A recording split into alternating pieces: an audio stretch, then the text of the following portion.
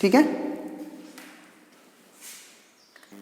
चलिए एक बात और, वहाँ पे हम बोले थे कि विदाउट ग्राफ भी आप इसे बना सकते हैं, लेकिन आपको ये पता होना चाहिए कि कॉट इन्वर्स जो है डिक्रीजिंग फंक्शन है, ठीक है ना। तो अगर कॉट इन्वर्स डिक्रीजिंग फंक्शन है तो अगर हम ये कहें कि आप इसमें क्या करो आप कि कॉट ले लो, सब साइड में कॉट ले लो, तो जब कॉट लेने जा रहे हो तो जो कॉट फंक्शन है cot theta, cot of theta, वो डिक्रीजिंग, मतलब ये इन्वर्स फंक्शन पता है कि नहीं पता, उससे भी कोई दिक्कत नहीं है। आपको कॉट थीटा पता है कि नहीं, कॉट थीटा का ग्राफ आपको पता होना चाहिए कि डिक्रीजिंग होता है, पता है ना। 0 होता है, π/2 होता है, तो π/2 पे 10 अनडिफाइंड होता है, तो ये 0 होता है, तो ऐसे ग्राफ जाता है आपको कॉट का, तो ये डिक्रीजिंग है, और आगे इंटरवल ऐसे ऐसे चला जाता है, तो डिक्रीजिंग फंक्शन है। तो हम बोलेंगे कि taking cot in all inequality, all part of inequality, all part of inequality। तो जब कॉट लोगे इसमें तो इनइक्वालिटी पलटेगा कि नहीं पलटेगा, ये बताओ। कॉट ऑफ 0 लिए तो ये पलटेगा कि नहीं, कॉट इनवर्स x लिए, है ना, और ये कॉट ऑफ 2 लिए, तो इनइक्वालिटी पलटेगा। बोलो कारण। इनइक्वालिटी पलटने का कारण यह है कि कॉट डिक्रीजिंग फंक्शन है, और डिक्रीजिंग फंक्शन में कभी भी हम कॉट लेते हैं या फिर, क्योंकि हम इसे एक एंगल समझ रहे हैं, ये हमारा थीटा की तरह वर्क कर रहा है, ये 0 मेरा थीटा की तरह वर्क कर रहा है, 2 हमारा थीटा की तरह वर्क कर रहा है, तो डिक्रीजिंग फंक्शन के कारण जब हम लेंगे तो इनइक्वालिटी पलटेगा, बस इतना ही समझो, ठीक है। तो अब ये चीज़ जो होता है, ये ध्यान से देखो, cot of cot inverse x, ये हमेशा बताया गया कि ये x होता है, हमेशा बताया गया है, याद करो, cot of cot inverse x ये हमेशा x होता है, लेकिन दिक्कत कब होता है, जब cot inverse of cot x रहता है, तब ये हमेशा x नहीं होता है, ये not equal to identically x, लेकिन ये हमेशा होता है, तो इसमें हम x लिख देंगे तुरंत।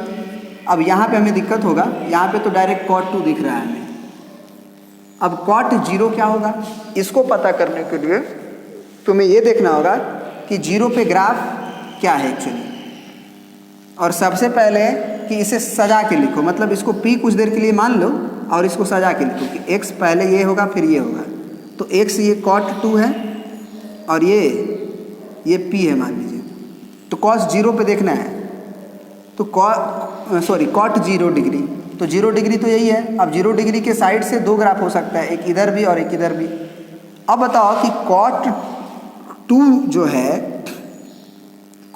जो है वो लेफ्ट साइड में है और कॉट 0 राइट साइड में है ना, तो वो क्या होगा, ध्यान से सोच के बताओ।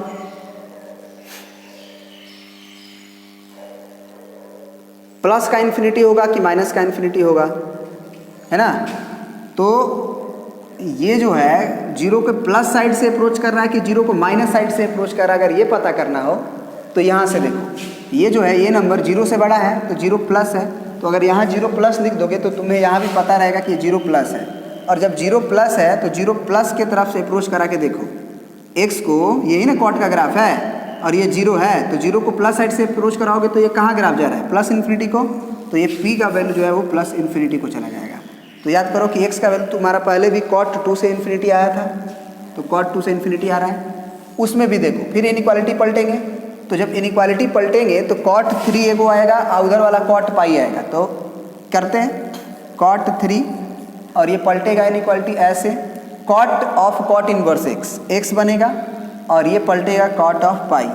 अब कॉट पाई को किस साइड से अप्रोच कर रहे हो इसको पता करने के लिए यहाँ पे 3 और पाई, 3 और 3.14, तो इधर से अप्रोच कर रहे हो माइनस की तरफ से, तो पाई माइनस की तरफ से देखो, अब ये π/2 ये पाई है, तो अब पाई को तुम पाई माइनस की तरफ से अप्रोच कर रहे हो, तो वैल्यू कहाँ जा रहा है, माइनस इन्फिनिटी की तरफ, क्योंकि इधर से अप्रोच कर रहे हो ना, पाई माइनस की तरफ से, 0 और पाई के बीच के, मतलब पाई माइनस की तरफ से, तो देख रहे हो कि ग्राफ नीचे गड्ढा में जा रहा है, तो ये माइनस इन्फिनिटी हो जाएगा इसका वैल्यू। तो हम लिख सकते हैं कि x greater then minus infinity और लेस देन कॉट 3। तो अब ध्यान से देखो, पलट के ऐसे लिख दें तो ये पहले आ जाएगा और ये बाद में आ जाएगा, तो आई होप कि ये तुम समझ गए होगे कि ये माइनस इन्फिनिटी से cot 3 और cot 2 से इन्फिनिटी जो पहले मैच कर रहा है वही आ गया। ठीक है, अब ये तीसरा क्वेश्चन हम लोग ये भी देख लेते हैं। चलिए ये लास्ट क्वेश्चन है और क्वेश्चन को समझिए कि इसमें tan inverse x greater then cot inverse x दिया है। दोनों तरफ फंक्शन चेंज कर दिया, एक तरफ tan इनवर्स एक तरफ cot इनवर्स x। तो इस क्वेश्चन को हम नहीं बना पाएंगे जल्दी से। हमें क्या करना होगा, या तो इसे पूरी तरह से tan इनवर्स में बदलना होगा या तो cot इनवर्स में बदलना होगा। तो क्या करते हैं, tan इनवर्स में बदल लेते हैं। हम cot इनवर्स x को लिख सकते हैं π/2 माइनस tan इनवर्स x। बोलो कैसे? तो हम कहेंगे कि इसको इधर भेजो तो tan inverse x plus cot inverse x is equal to π/2 पढ़ाया गया है। तो वहाँ से cot इनवर्स x को लिखा जा सकता है π/2 माइनस tan इनवर्स x। तो इसको रहने देते हैं और इसको लिख देते हैं π/2 minus tan inverse of x। लिख दिए। tan इनवर्स x को इधर खींच देते हैं तो 2 tan inverse x is greater than π/2। तो tan inverse x is greater than π/4, क्योंकि 2 से दोनों तरफ डिवाइड करेंगे, पॉजिटिव नंबर है तो इनक्वालिटी पे कोई प्रभाव नहीं पड़ेगा। अब क्या करना है, बहुत आसान है। ये बात जो है tan inverse x greater than π/4 है और तुम जानते हो कि tan इनवर्स x का वैल्यू अगर ग्राफ खींच लो तो बहुत आसान हो जाएगा।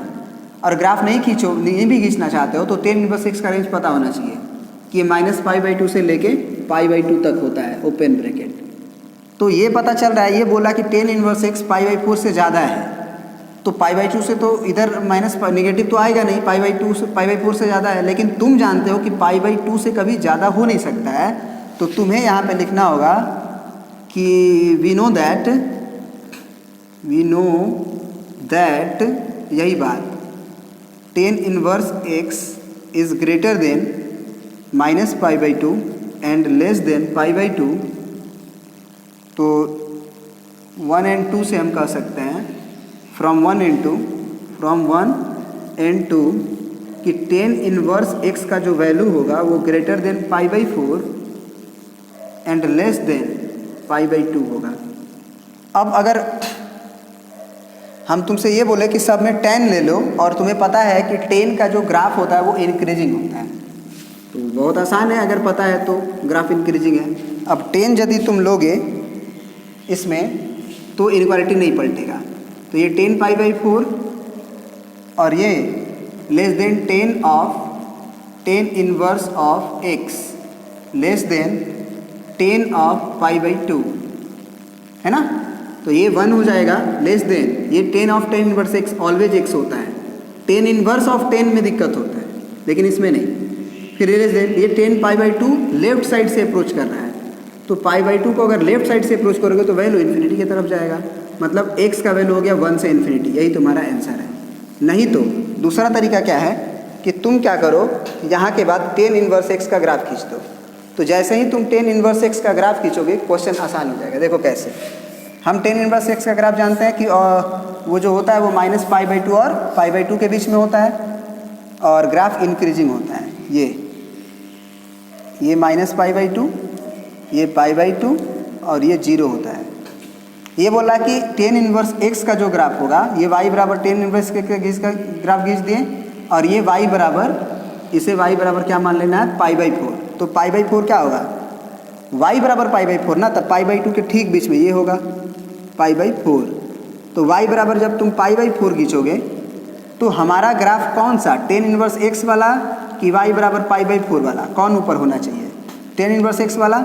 तो ये केवल इधर का पार्ट कंसीडर नहीं होगा, क्योंकि इधर के पार्ट में, ये वाला लाइन के इधर के पार्ट में ये y बराबर π/4 था, इधर वाले पार्ट में tan इनवर्स x नीचे है और π/4 ऊपर है, जबकि हमको tan इनवर्स x ऊपर चाहिए। तो ये चाहिए, मतलब ये ग्राफ कट जाएगा, बस कंसीडर ये होगा। अब ये क्वेश्चन है कि तब तो इस इंटरवल में x का वैल्यू बता देना है तुम्हें, तो x का वैल्यू कहाँ से कहाँ तक जा रहा है, तो यहाँ x का वैल्यू यहाँ से लेके इन्फिनिटी तक ले जाओ। हमेशा π/4 से हमारा tan इनवर्स x का ग्राफ ऊपर रहेगा,